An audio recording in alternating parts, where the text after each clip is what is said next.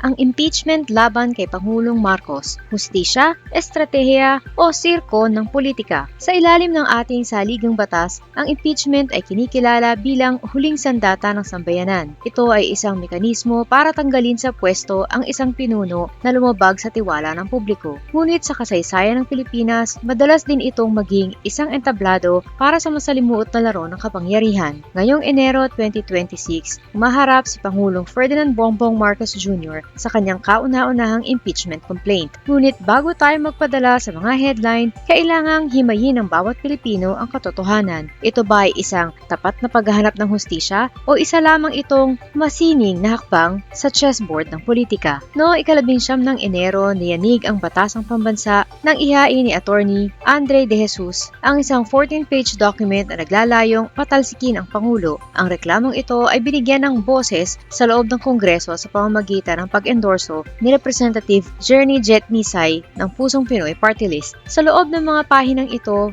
4 na mabibigat na akusasyon ang ibinato laban sa Administrasyong Marcos. Una, ang kontrobersyal na kidnapping kay Rodrigo Duterte. Isa sa pinakamainit na issue ay ang pag-aresto at pagsuko sa dating Pangulong Rodrigo Duterte sa International Criminal Court noong nakaraang taon. Tinawag ito ng reklamo na kidnapping at isang direktang paglabag sa ating soberenya. Ayon sa complaint, ang pagpayag ni Marcos sa dayuhang jurisdiksyon ay isang betrayal of public trust. Pangalawa, ang alegasyon ng ilegal na droga. Hindi bago ang usaping ito, ngunit ngayon ay formal na itong isinama sa impeachment. Ginamit na basihan ang mga naging pahayag ni Senador Amy Marcos, ang sariling kapatid ng Pangulo, noong Nobyembre 2025 kung saan binanggit nito ang paggamit di umano ng Pangulo ng ipinagbabawal na gamot. Para sa mga complainant, ang isang drug addict ay walang moral na kapasidad na mamuno. Pangatlo, ang pagsabog ng ghost projects at budget insertion.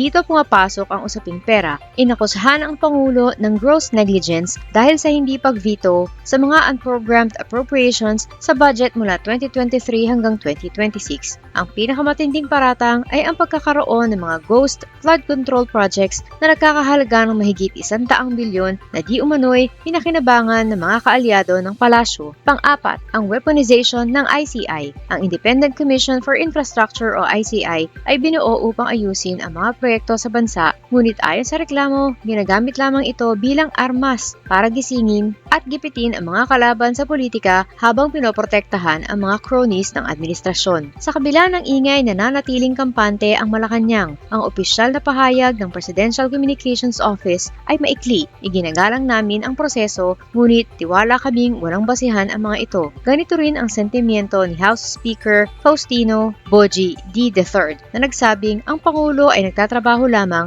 ayon sa mandato ng batas. Ngunit may isang detalye sa artikulo na hindi dapat palampasin, ang kredibilidad ng nag-endorso. Si Representative Jenny Jet Nisay ay lumalabas na kabilang sa mga mambabatas na iniimbestigahan din ng ICI at DPWH dahil sa mga isyu ng plunder at graft. Dahil dito, maraming mamamayan ang nagtatanong paano makapagsusulong ng kalinisan sa gobyerno ang isang taong may sariling bahid ng korupsyon. Kung susuriin ang social media at ang mga pahayag ng mga legal expert, marami ang hindi seryoso sa reklamong ito. Bakit? Hindi dahil hindi mahalaga ang mga isyu, kundi dahil sa legal na kahinaan ng reklamo. Ayon kay Attorney Michael Yusinko, ang isang impeachment ay nangangailangan ng ebidensyang higit pa sa hinala. Ang 14 na pahina ay masyadong maikli para sa ganito kabigat na mga kaso. Ang mga aligasyon ng droga at korupsyon ay nakabase lamang sa mga balita at kwentong kutsero at walang kalakip ng mga bank records, forensic reports o sworn affidavits mula sa mga direktang saksi. Ang kahulugan ng kidnapping. Sa batas, ang pag-aresto sa ilalim ng isang international treaty o cooperation ay hindi kidnapping. Ang paggamit ng salitang ito ay tinitingnan ng mga eksperto bilang isang madamdaming political narrative na walang pundasyon sa revised penal code. Sa likod ng mga aligasyong ito ay ang isang malinaw na estratehiyang politikal. Maraming analyst ang naniniwala na ang paghahain ng impeachment ay isang desperadong hakbang upang mapatalsik si Pangulong Bongbong Marcos sa lalong madaling panahon. Ang layunin, ang mabilis na pag-upo ni Vice Presidente Sara Duterte bilang susunod na Pangulo. Ito ay isang direktang bunga ng lumalalang lamat sa pagitan ng mga pamilyang Marcos at Duterte. Sa halip na paghahanap ng hustisya, ang impeachment ay tinitignan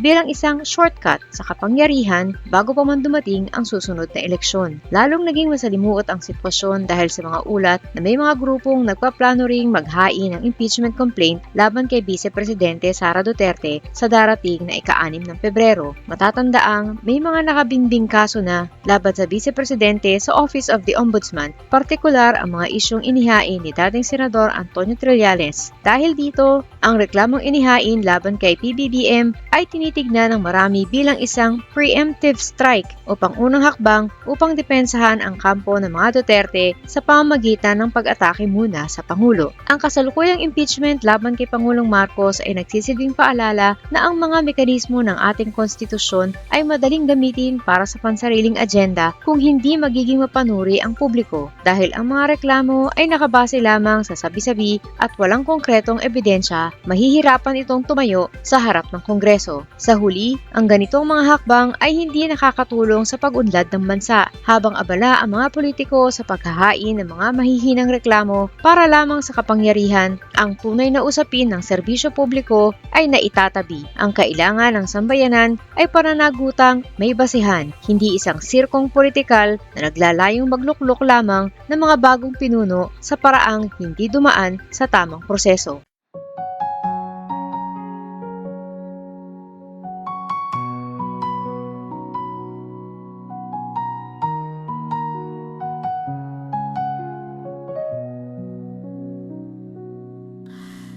Ilan oras sa trabaho, kapiraso ang sweldo. Habang sila nag-aantay ng porsyento, kami ang nakukuba, hirap at nagdurusa. Iluluhon nyo lang pala aming mga pera. Galit at puot, hindi ito matatapos. Hindi kami titigil